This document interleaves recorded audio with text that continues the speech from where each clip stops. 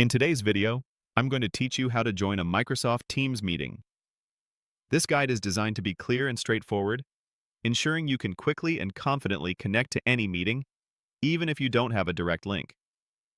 We'll walk through each stage of the process, providing all the necessary details to make your experience smooth and hassle-free. To begin, once you have opened the Microsoft Teams application or accessed the web version, look for the Meet option. This is typically found on the left-hand navigation pane, often represented by a video camera icon or simply labeled Meet or Calendar. Clicking on this will take you to the section where you can manage your meetings, whether starting a new one or joining an existing session. It's your central hub for all meeting-related activities within Teams, serving as the gateway to connect with others. Once you've clicked on Meet, you'll be presented with a few options. From these, you'll want to locate and click on Join with a Meeting ID.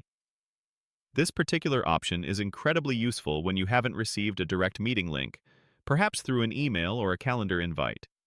Instead, the meeting organizer might have simply provided you with a unique meeting ID and a passcode. It's a common way to join external meetings or those where a direct link isn't the primary method of invitation.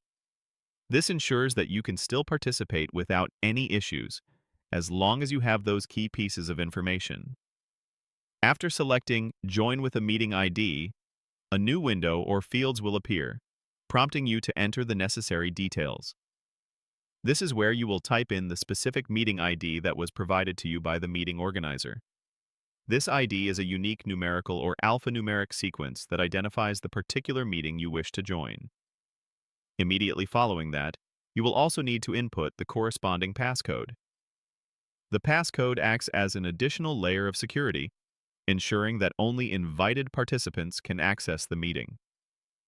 It's crucial to enter both of these accurately, paying close attention to any capitalization or special characters, as even a small error can prevent you from joining.